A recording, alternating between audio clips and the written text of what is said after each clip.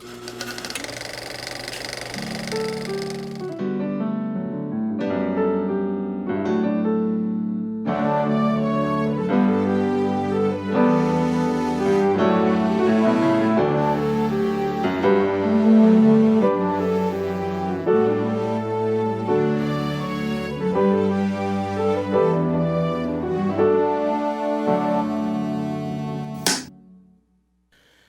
Jonathan. Hi, Debbie. How are you? Well, I'm so happy to be talking to you. It's been a full decade since Irishman. I know, and I've been promising that it's not going to be 10 years to my next one. I've been here in Vegas. I've been building a company here in Las Vegas, which is Smoke Wagon Bourbon. Yeah, no, I know. Check them out because it's a hugely growing company, but my work really is done here on that, doing that, building the company up. And secondly, I got the itch again. I really, the ice road has reignited my fires, and I plan to be a lot more prolific after this. Boy, oh boy, because I sure have missed you, on the screen. I was so in love with Kill the Irishman, and you and I had a great conversation about that one. Because I actually remembered when all of those events took place. So, cheers! I remember it well, and thank you very much for that. The Irishman, Kill the Irishman, did a lot for me. It reset my directorial career, and which was a little awry. My writing career had gone about as well as I could have ever imagined or wanted. Directorially, I kind of came out of the gate a little funky, and I think it's taken me a while to find my voice. I think I've always been kind of a late bloomer.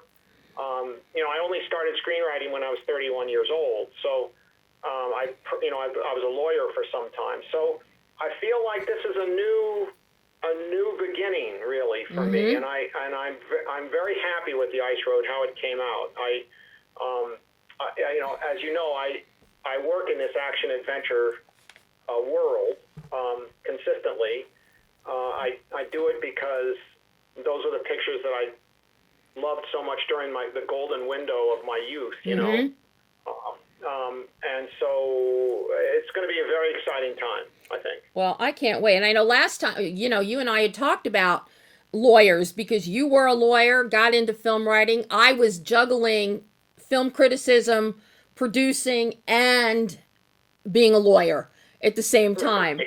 So, so we had a blast with that, but I got to tell you, with the Ice Road, you have outdone yourself with this one. As I emailed to Catherine, I have never, no matter what film, I have never held my breath or gripped my seat as much as I did watching this. And that was just within the first 32 minutes of the film when we start seeing the ice road melting and the undulation of the water under the ice. And then we've got Gertie. And you cast so perfectly with Marcus Thomas as Gertie. I am so in love with that character, and you broke my heart. But this film it's a visual roller coaster. It's an emotional roller coaster. You don't expect to see Benjamin Walker cast as Varney. You hit every possible beat with this one. It is stupendous. Debbie, I don't know what to say. Thank you. That was really effusive, and I'm on the edge of my seat listening to you because I've not really had any reaction, certainly no critical reaction to the film, and we're all very proud of the film, and filmmakers always want their child to be liked by the teacher. You know what I mean? So, no matter what happens. No matter how personal it is, you still sit there with a good amount of anxiety until the reactions start coming in. And I don't know what to say. Thank you so much. And I will say, I'll respond to some of, like Marcus, for instance. I'm so proud of Marcus Thomas. It was so hard for him to prepare for this role, and I asked him to prepare to be constantly acting against a screen legend, Liam Neeson, acting off the line, always off the line. Yeah. And Marcus's window dressing of that performance is all his little details of his body language, his eye line, all of that is so note perfect. Yeah. And for Wernicke's aphasia sufferers, Marcus did all his homework and really learned what it's like to suffer from that affliction. And I think that I'm just very proud of Marcus. I'm proud of the entire cast. I mean, everybody went above and beyond the Call of Duty. It was the most demanding shoot anybody has ever been involved in. We were shooting day exterior in temperatures between 20 and 40 below on a real frozen lake with real 18-wheelers. Wow. And everybody just came so prepared. But that's how the film was made. It was an excellent, hardworking, prepared crew and an excellent, hardworking, prepared cast. Well, I got to tell you, I mean, as I'm watching it, because I worked second unit for so many years back in the 80s, and with the stunt units. So I'm looking at this and I'm going, this is not CGI 18-wheelers. These are real 18-wheelers. And then you look at what Tom Stern, and I think Tom was a perfect DP for you, a perfect cinematographer on this film.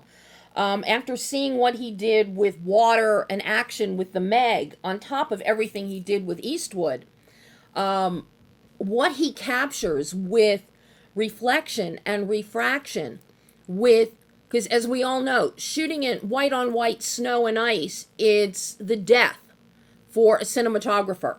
It is one of the most difficult things to do. And this has so much texture to it, visual texture, that, I mean, it is exemplary. And then we get some underwater stuff happening, and then it's populated with the natural landscape of those trees. I know you shot up in Manitoba, so you've got that beautiful, the beautiful pine tree skyline there, set against mountains. And what Tom does with the camera is phenomenal. But then the two of you turn it inside with the golden warmth and claustrophobia of inside the mine. The contrast is stunning. Absolutely stunning, Jonathan. Debbie, thank you so much. It's funny, when you set out to make a film, you work so hard at these details, and you do it just hoping that people see them, and because otherwise, why expend the effort? Why go above and beyond the Call of Duty to build in all these details and all this? But so this is beyond gratifying for me to hear this, because yes, we worked so hard at all that visual window dressing, all of the fine details of those shots, the composition, the texture, the contrast between the wide open spaces of the ice road where we shot 235 wide open anamorphic. Wow. And then we dialed it down to get the claustrophobia down in the mine. And these were the result of exhaustive conversations between Tom and I in the pre-production process. We by the way, we achieved. You brought up the shooting with the real rigs, and the fact that it's all practical with no CGI. Mm-hmm. All filmmakers know now that most driving sequences are done with processed shots. You shoot the actors inside a stage, and then all the windows are green screened, and then you digitally put in the background of the whipping background going past the cab of the car or the truck or what have you. We did none of that. Not one shot. Every single shot of this in this picture is a practical background.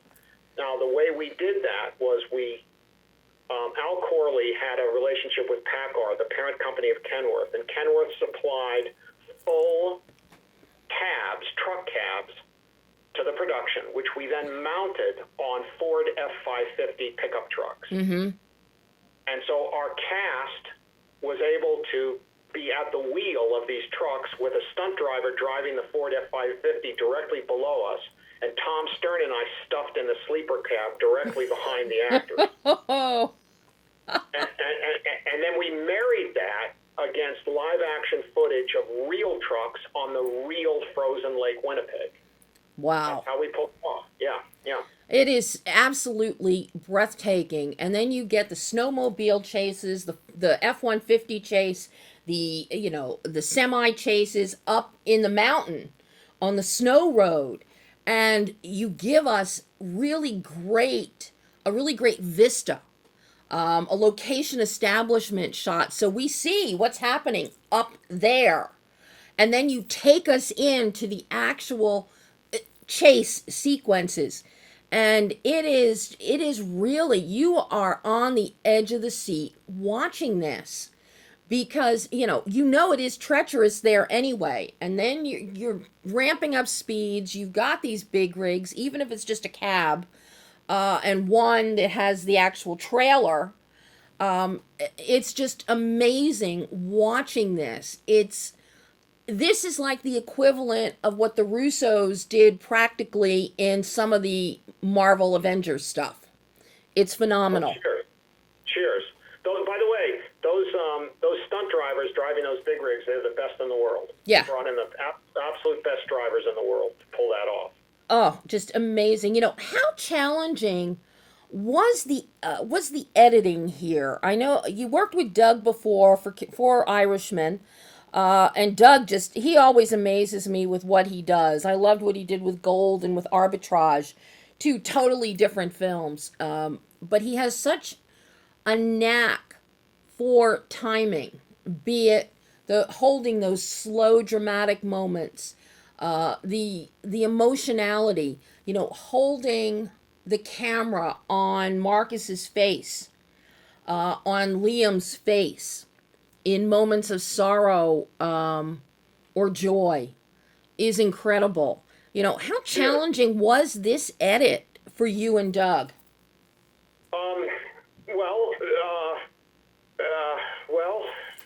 Boy, that's a tough question, because you're talking, the editorial process is always challenging. That sounds like I'm kind of like I'm trying to skirt the question or something. They're always challenging.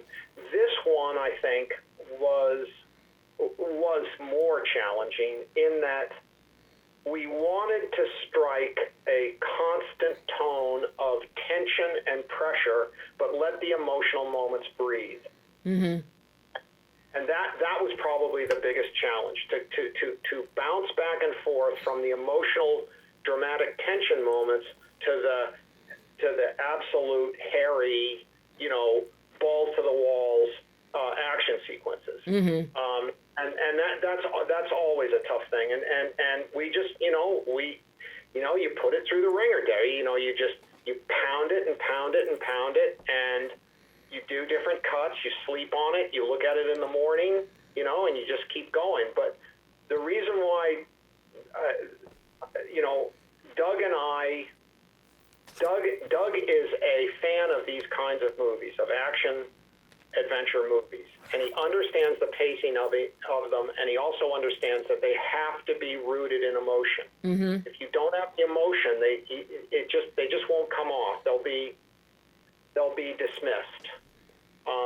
And so his focus is always on psychological tension and emotion, the human elements to these action pictures. And we see these pictures very similarly. We're very simpatico. We never argue. We're always, he's like my blood brother in the process. So, love him. Love Doug Kreis. Yeah, big time. Well, you guys found that balance, that perfect pacing for this film, with that humanity and with the action. And when we look to the humanity, where did all of this start, Jonathan? Because what you're tackling here, you bring in, the idea of veterans through Marcus's character of Gertie. You bring in the indigenous population and inclusiveness and discriminatory action and preconceived notions through the character of Tantu. You've got Lawrence Fishburne in there, who, I mean, you're ripping our guts out with him in the first act of the film. And he always brings a great calm and presence to everything he does. And then you give us the oozing slime of Matt McCoy. And I got to tell you, they really need to pull his insurance commercial now, because after people see him in here, they're never going to buy insurance with that man as a spokesperson. He's that good in this film. Yeah, isn't he diabolical and horrible? Wow. Matt is such a prince, in real life. He's such a incredibly sweet guy and wonderfully talented actor, and so subtle. And Matt was great. But well, again, thank you. When you ask about the writer director's little bits of social commentary, it's fabulous. Well, thank you. I mean, I guess, Debbie, I guess the best answer I can give you is that this kind of stuff that you just mentioned was not really available for a writer-director making an action adventure back in the studio system. Right. This is one of the benefits that we have now of making these pictures independently, where guys like the Code partners, Al Corley and Bart Rosenblatt, they're more courageous about this stuff, and they're more adventurous about what can be included in a picture like this.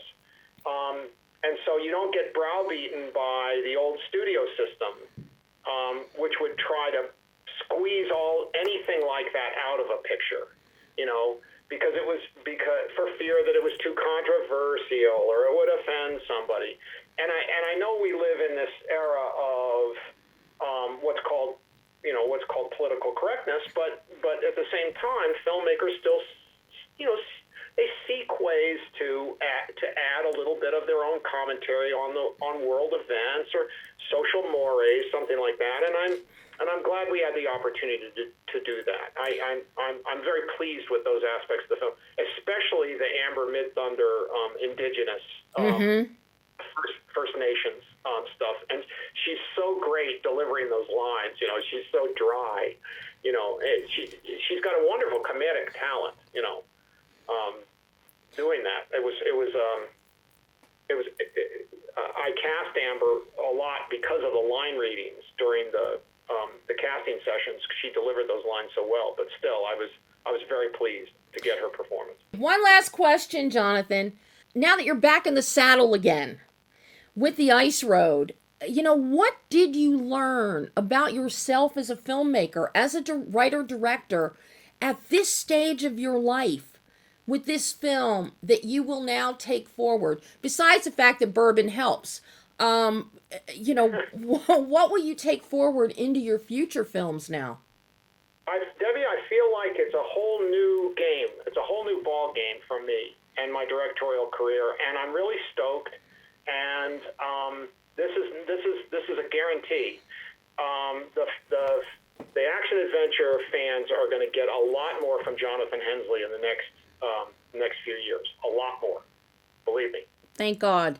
And will we see Skeeter the Rat return somewhere? Can't promise you that. I love Skeeter. I love him. Oh, Jonathan, thank you so much. It was worth the 10 years to wait.